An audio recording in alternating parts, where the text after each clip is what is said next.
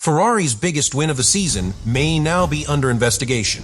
Hamilton crossed the line in Barcelona 19.5 seconds ahead of Mercedes, finally winning in red and turning Ferrari into a real championship threat. Then Mercedes protested. And suddenly, the victory became a legal battlefield. Because this is not the first time the SF-26 has been dragged into controversy. Thermal sensors, suspicious telemetry, the Macarena wing, the flow transition management device, the serrated diffuser dispute, and now an 8-piece Barcelona upgrade package that Mercedes wants the governing body to examine. That is the pattern nobody can ignore. Ferrari keeps finding the edge of the 2026 rules. Sometimes the car is cleared. Sometimes the rules are tightened.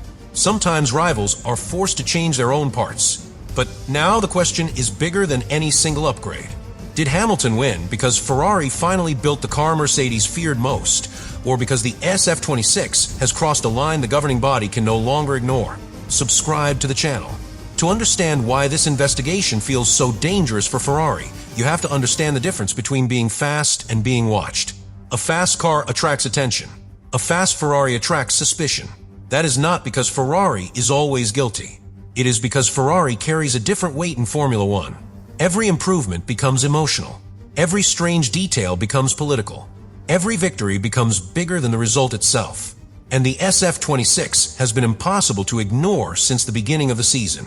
This car has not followed a quiet path. It has lived on the edge of the rulebook from the moment it appeared. Not always over the line, not officially illegal, but close enough to force questions again and again. That is the first thing Mercedes understood. If Ferrari could not be beaten only on track, then Ferrari could be pressured through legality. And Barcelona gave Mercedes the perfect moment to apply that pressure. Hamilton had just won his first race for Ferrari. Not by a tiny margin, by 19.5 seconds. That kind of gap changes the mood of a championship. It tells the paddock that Ferrari is no longer waiting for Mercedes to fall apart. It tells Mercedes that Hamilton is now fast enough to punish them directly. So when Mercedes protested Ferrari's Barcelona upgrade package, the protest was not just about parts. It was about momentum. Ferrari had brought an 8-piece upgrade package, and suddenly that package became the center of the story. The question was no longer only how Hamilton had won. The question became whether the car that helped him win had stayed inside the rules. That is exactly the kind of question that can freeze a team's celebration. Because a Formula One victory is not truly safe when the technical office is still examining the car. The champagne can be sprayed. The podium can happen. The radio messages can be emotional. But until the legality question is closed, the result carries a shadow. That shadow is what Mercedes wanted. And Ferrari knows it, because the SF-26 had already built a long history of attracting scrutiny. In January, before the season had even begun, the governing body looked into Ferrari's hybrid control system after concerns emerged around thermal sensors inside the battery structure. Complete sensor logs were requested to verify compliance. That was not a penalty, but it was a signal. Ferrari's car was already being studied before the championship had a chance to breathe. Then came testing. Hamilton set the fastest time in Barcelona, and rivals began looking at the Ferrari telemetry. Average cornering speeds, traction on exit, long-run consistency, the kind of details that make engineers lean closer to the screen and ask, how are they doing that? Again, suspicion does not mean guilt. But in Formula One, suspicion creates pressure. And pressure changes the way every future upgrade is received. By the time Ferrari introduced the Macarena wing, the entire paddock was ready to react. That wing looked extreme because it was extreme. A rear wing capable of dramatic rotation under the active aero rules. A concept that seemed to stretch the imagination of what the new regulations allowed. McLaren questioned it. The governing body reviewed it. And Ferrari survived. The wing was declared legal. That decision mattered because it proved Ferrari was not just throwing illegal parts at the car. It was finding spaces in the regulations that looked outrageous, but still passed when examined. That made the team more dangerous, not less. Because a team that cheats can be stopped.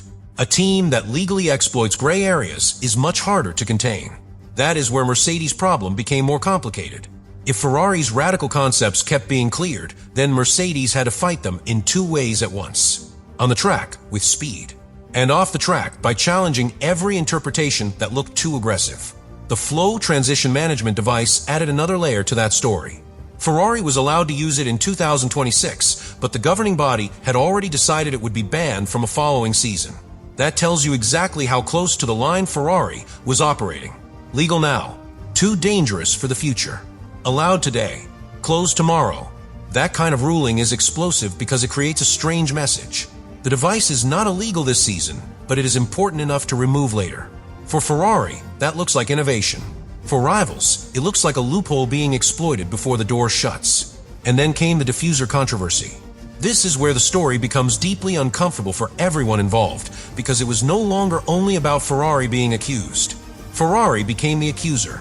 Earlier in the season, Ferrari had developed a serrated rear diffuser trailing edge, a toothed design at the back of the floor area. It was reviewed and rejected. The governing body told Ferrari to remove it because it conflicted with the spirit of the rules, even if the wording left room for debate. Ferrari obeyed. Then Mercedes arrived later with a rear package that Ferrari believed looked strikingly similar in concept. That is when Maranello asked the question that cuts straight through the paddock. If our version was not allowed, why is theirs passing? That question was not emotional. It was technical. It was pointed. And it forced the governing body to respond. Mercedes was instructed to revise the toothed diffuser extensions. That was a huge moment, because it suggested Ferrari's complaint had real weight. It did not mean Mercedes had committed a scandal. It did not mean Ferrari had been wrongly treated in every detail. But it did show that the consistency question was real enough for action. And that matters because consistency is everything in a new regulation era. When the rules are young, every ruling becomes a precedent. If one team is told no, another team cannot easily be allowed to run something too similar without controversy. The paddock remembers. Engineers compare. Fans choose sides. Team principals use every decision as evidence. That is why the Barcelona protest became so explosive. It arrived after months of Ferrari being inspected, challenged, cleared, restricted, copied, and involved in regulatory disputes. So when Hamilton finally won, and Mercedes immediately challenged Ferrari's upgrade package, it did not feel isolated. It felt like the next chapter in a season-long legal war. That is what makes the investigation dangerous. Not because Ferrari has already been proven wrong. It has not. The danger comes from the pattern. The SF-26 keeps living in the part of the rulebook where the wording and the spirit do not always agree. That is where championships can be won, but it is also where they can be put at risk. A car that is clearly legal creates confidence. A car that is clearly illegal gets punished. But a car that is always close to the edge creates uncertainty. And uncertainty is exactly what Ferrari does not need when Hamilton has finally created momentum. Barcelona was supposed to be the emotional reset. The moment Ferrari could say the project had arrived. Hamilton winning in red was not just another race result. It was symbolic. It told the Tifosi that the dream was alive. It told Maranello that the risk was worth it. It told Mercedes that the former face of their dynasty could now hurt them from the other side. Then the protests came. Suddenly, Ferrari had to defend the win. That changes everything, because instead of only talking about Hamilton's pace, the paddock talks about legality. Instead of only analyzing strategy, it analyzes the upgrade package. Instead of only celebrating Ferrari's first victory of the season, people ask whether the car will survive inspection. That is how Mercedes shifts pressure back onto Ferrari. Even if the protest fails, it forces Ferrari to fight on another front. Engineers have to prepare explanations. Team leadership has to answer questions. The governing body has to examine the package. The media keeps the controversy alive. And Hamilton's win becomes tied to a legal argument. That is a powerful tactic, but it is also risky for Mercedes. Because if Ferrari is cleared, the entire narrative can turn against the protest. Ferrari can say Mercedes tried to win in the technical office what it could not win on the track. Hamilton can use it as fuel. Vasseur can frame it as proof that Ferrari's rivals fear the SF-26. That is why the stakes are so high. The investigation could damage Ferrari, or it could make Ferrari stronger. And nobody knows yet which version of the story will survive. The governing body now has to make the hardest kind of decision. It must judge innovation without killing it. It must protect the rules without looking inconsistent. It must decide whether Ferrari's Barcelona package is a legal step forward or whether the SF-26 has finally crossed from clever interpretation into a legal advantage. That line is incredibly thin, especially under the 2026 rules. The new cars were designed with active aerodynamics in mind. The floors were simplified. The wake was supposed to be cleaner. Overtaking was supposed to improve. But whenever rules try to simplify, Formula One teams search for complexity inside the gaps. Ferrari found those gaps repeatedly, and that is why the SF-26 has become the most controversial car of the year. Not because every accusation has been proven, because the car keeps forcing the governing body to define what the rules really mean. That is the real story.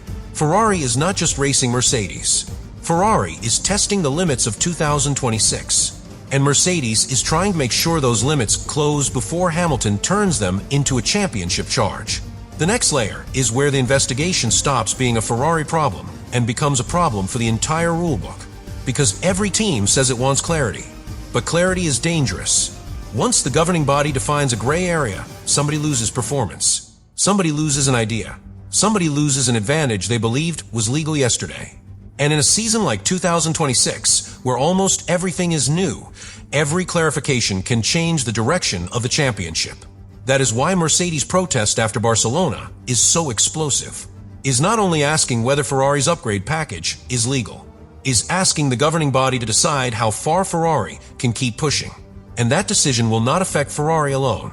It will affect Mercedes. It will affect McLaren. It will affect Red Bull. It will affect every team studying the SF-26 and wondering whether Ferrari has found the development path everyone else missed. This is what makes a regulation reset so unstable. The written rules are fixed, but their meaning is still being discovered race by race. A team brings a strange wing. Another brings a diffuser detail. Another finds an energy trick. Another uses a sensor, layout nobody expected. Every idea forces the same question. Is this allowed because the rulebook permits it? Or should it be stopped because it violates the intention behind the rule? That difference is the battlefield. Ferrari has been living in that difference all season. And the SF-26 has become the perfect example of how thin the line can be. Take the Macarena wing. It looked shocking. It moved in a way rivals did not expect. The reaction was immediate because the concept seemed to stretch what active aerodynamics should mean. But once the governing body confirmed it was legal, Ferrari had a shield. Rivals could dislike it. They could question the spirit. But Ferrari had the approval it needed.